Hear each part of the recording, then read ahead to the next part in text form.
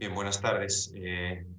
Voy a presentarles a continuación el trabajo titulado Estimulación transcraneal de corriente directa de inicio precoz en pacientes con infarto cerebral agudo asociado a afasia discapacitante, que es un ensayo clínico piloto de seguridad titulado Tesla 0. Estudio realizado en el Hospital Clínico Universitario de Valladolid, Servicio de Neurología. Bien, han tenido lugar en las últimas décadas grandes avances en el tratamiento del ictus, sobre todo en lo que se refiere a las terapias de reperfusión cerebral. Pero a pesar de esos avances, a pesar del gran avance de la terapia endovascular, la era endovascular en la que nos encontramos, todavía sigue siendo mayoritaria la proporción de pacientes que después del ictus siguen presentando una discapacidad significativa que les impide ser autónomos funcionalmente. Dentro de estas discapacidades llama la atención la afasia que aparece en 1 de cada 5 pacientes con ictus, desencadenando un pronóstico desfavorable, asociado también a depresión, asociado a una peor respuesta a la terapia de rehabilitación en general, y por tanto nos parece un objetivo importante para el estudio. Dentro de las estrategias para acometer esta necesidad clínica de mejorar el pronóstico funcional de los pacientes con ictus en la era endovascular está de potenciar la reparación o reorganización cerebral después, una vez establecida la lesión cerebral irreversible. Una de las posibilidades terapéuticas de la que más se está hablando en los últimos años es la estimulación cerebral no invasiva, en concreto a través de corriente directa transcraneal, que nos permitiría realizar una neuromodulación y preparar al cerebro para recibir y obtener mejor resultado del resto de terapias de neurorehabilitación. En concreto, la estimulación transcraneal de corriente directa tiene dos facetas: la estimulación anodal, que permitiría mejorar o incrementar la plasticidad, activar la recuperación en un área deseada. Por otro lado, tenemos la posibilidad de realizar una estimulación catódica del polo negativo que nos permitiría suprimir o inhibir la activación en áreas de interés. Todo ello pretendiendo modular, neuromodular, los procesos que tienen lugar en la plasticidad, la recuperación después de una lesión cerebral. Sabemos que en pacientes con afasia post-ictus la estimulación transcraneal de corriente directa tiene unos efectos demostrables con resonancia magnética funcional, como este paper que les muestro aquí, donde se ve que es capaz de producir cambios significativos en los patrones de activación cerebral asociadas a la rehabilitación, a la logopedia. Esto no es un campo absolutamente nuevo, sino que hay estudios publicados en pacientes con afasia post-ictus y estimulación transcraneal de corriente directa, pero llama la atención que la mayoría de los estudios se han realizado a partir del mes y sobre todo a partir de los 3 meses después del ictus, con lo cual la afasia ya es una afasia crónica, cronificada. En el momento de diseñar este estudio, ya en el año 2016, no había estudios realizados en las primeras semanas o días después del ictus, con lo cual era pionero. Durante este tiempo han aparecido un total de 2 estudios en este periodo de interés. La duda, sobre todo el vacío de conocimiento, hace referencia a saber si es seguro aplicar tan precozmente en la fase aguda del ictus en la estimulación de corriente directa en pacientes con afasia. Lo que sí que se ha visto en los papers publicados es que parece que a mayor precocidad en la aparición, en la aplicación, mayor beneficio obtienen los pacientes. Con este contexto diseñamos un ensayo clínico de seguridad para evaluar la seguridad de la administración precoz de la estimulación de corriente directa en pacientes con infarto cerebral agudo que les condiciona una afasia discapacitante.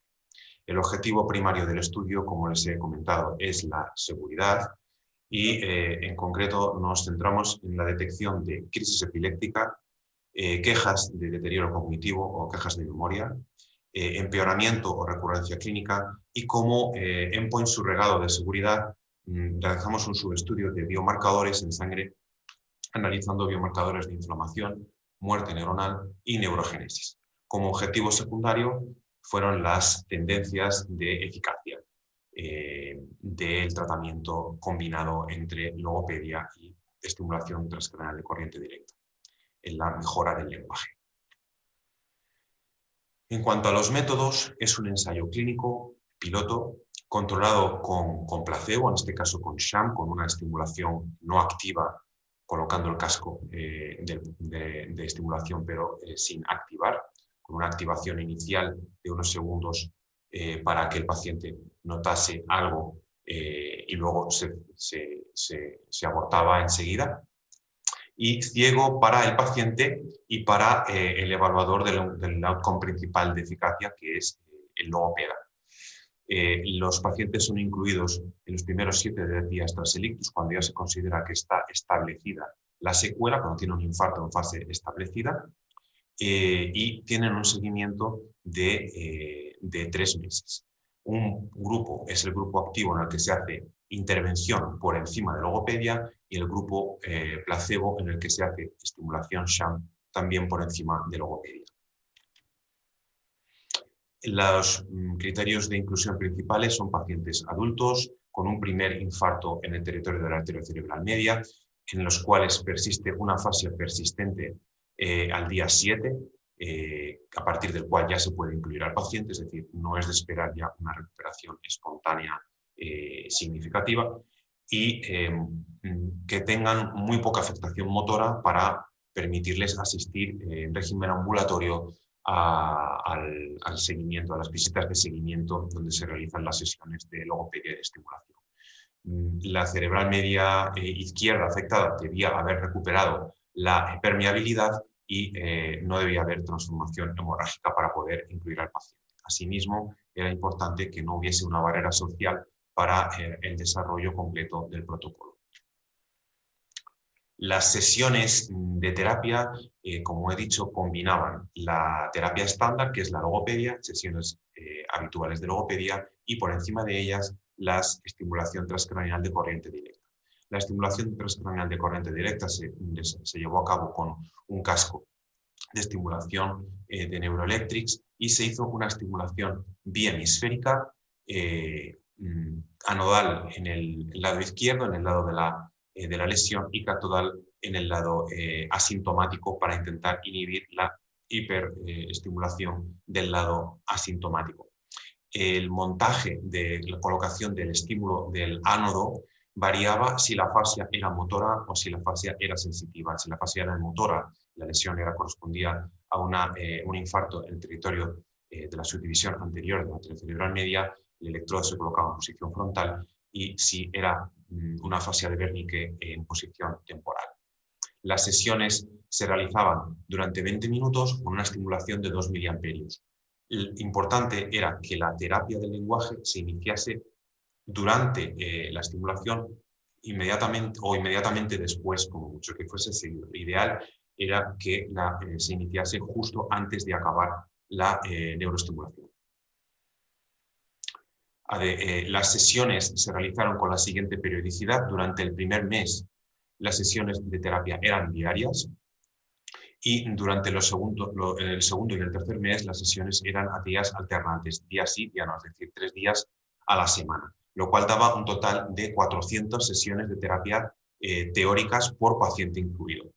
Además, coincidiendo con la visita del día 7, con la visita del día 30 y con la visita del día 90, se extrajeron muestras de sangre para el estudio de los biomarcadores.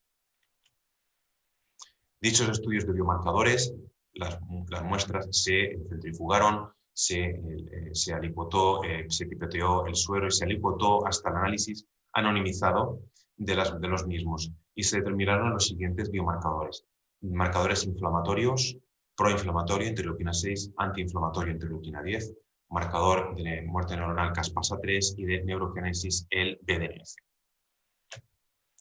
A continuación les presento los resultados del estudio. La muestra incluida consistió en 10 pacientes, de los cuales 6 fueron a parar al grupo activo de estimulación de corriente directa y 4 fueron a parar al grupo placebo, al grupo de estimulación sham.